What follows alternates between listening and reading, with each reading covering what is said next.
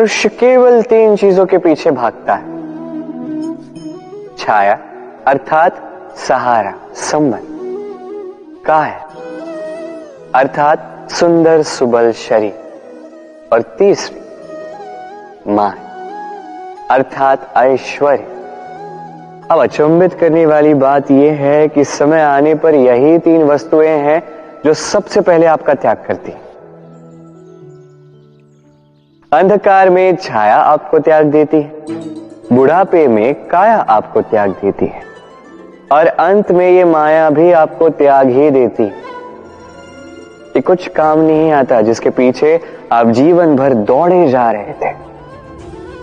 यदि कुछ काम आता है तो वो है आपका प्रेम पूर्ण व्यवहार जो आपने संसार को दिया। ये प्रेम ही है जो अंधकार में दिया बनकर आपको प्रकाश देगा। ये प्रेम ही है जो बुढ़ापे में हाथ बनकर आपको शक्ति देगा, सहारा देगा। और जब आपके पास धन नहीं होगा तब यही प्रेम आपको संयोग देगा। इसलिए इस जीवन में यदि कुछ कमाना है तो केवल प्रेम कमाएं।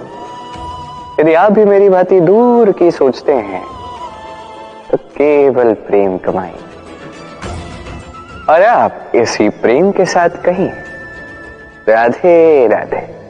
संसार में नियति बहुत कुछ निश्चित करती है, जैसे हर एक वस्तु की सीमा। शरीर से जाने वाला जल, उसकी सीमा भी ये नियति निश्चित कर चुकी है। कैसे? देखिए, यदि आपने उचित समय पर परिश्रम करके अपना पसीना नहीं बहाया तो कुछ समय पश्चात आपको अश्रु अवश्य बहाने होंगे। क्योंकि सब कुछ यदि भाग्य से मिल भी जाए उसे कर्म से रक्षित करना पड़ता है। यदि परिश्रम करते रहोगे तो जो पाया है उसे सहेज कर रख पाओगे, और जो आप पाना चाहते हैं वो अवश्य पालोगे। किंतु यदि परिश्रम से दूर रहे तो जो पाया है उसे तो खो ही दोगे, और जो पाना चाहते हैं उसका तो प्रश्न ही नहीं होता। और बहाओगे तो केवल अश्रु। अब चयन आपका है। क्या बहाना चाहेंगे? पसीना या अश्रु? राधे राधे। तभी आप किसी झरने के पास बैठे और बस ध्वनि सुनी। आहा, वो ध्वनि मन को शांत ही कर देती है, हम एक आनंद सा भर देती है। तो इसे मैं कहता हूं नैसर्गिक संगीत। कभी सोचा है ये संगीत उत्पन्न करने के लिए जल को कितने परिश्रम करने पड़े, क्या कुछ करना पड़ा? सोचिए वो जल कहां कहां से गिरा होगा, किन किन चट्टानों से जाके टकराया होगा, कैसी तीक्ष्ण रेखाओं का सामना किया होगा, उसे कैसे लांघा होगा, अपने तन में समाहित उन पत्थरों से कैसे संघर्ष किया होगा, कैसे आगे बढ़ा होगा। सोचिए ये सब होने के पश्चात ही ये संगीत सुनना संभव था। ये झरने का ये सुंदर संगीत आपके कान तक कभी पहुंचता ही नहीं यदि उस जल का विरोध करने वाले पत्थर ना होते। इसका तात्पर्य क्या है?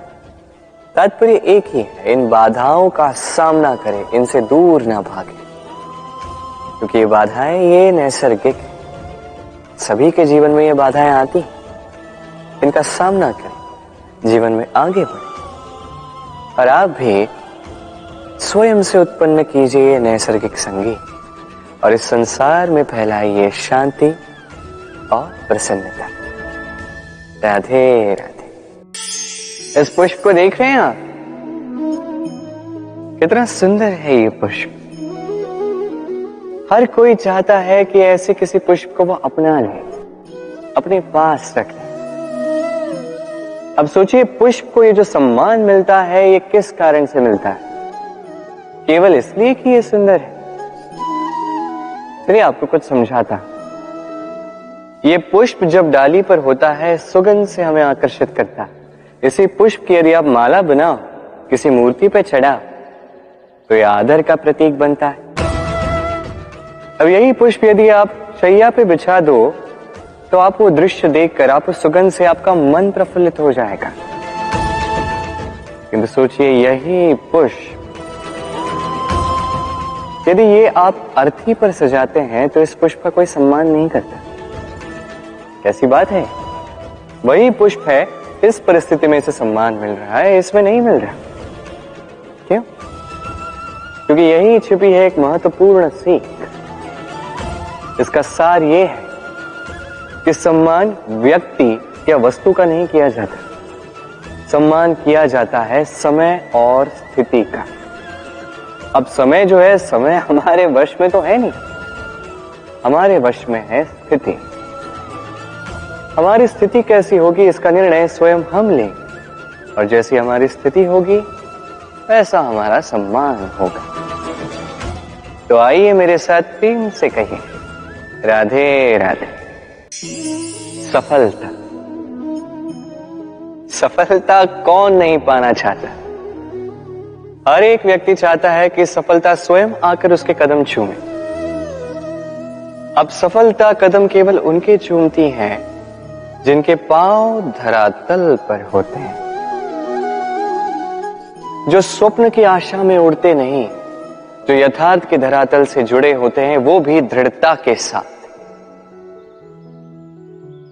सफलता उनको नहीं मिलती जो घर पे बैठे बैठे केवल स्वप्न देखते हैं। सफलता स्वयं चलकर उनके पास जाती है, जो निरंतर प्रयास करते हैं, जो परिश्रम करते हैं और अपने इस जीवन को दूसरों के लिए स्वप्न बनाकर दिखाते हैं। तो चयन आपका है। सफल सभी होना चाहते हैं, स्वप्न सभी साकार करना चाहते हैं। स्वप्न तभी साकार होंगे जब परिश्रम करोगे, और सफलता तभी तक आपके साथ रहेगी जब तक आप विनम्र रहोगे। तो आइए मेरे साथ प्रेम से कहिए, राधे राधे। समस्याएं, अब समस्याएं किसके जीवन में नहीं होती? हर एक के जीवन में समस्याएं होती, और ठीक है, जीवन है तो समय के साथ समस्याएं आती ही। किंतु क्या सारी समस्याएं समय ही लाता है?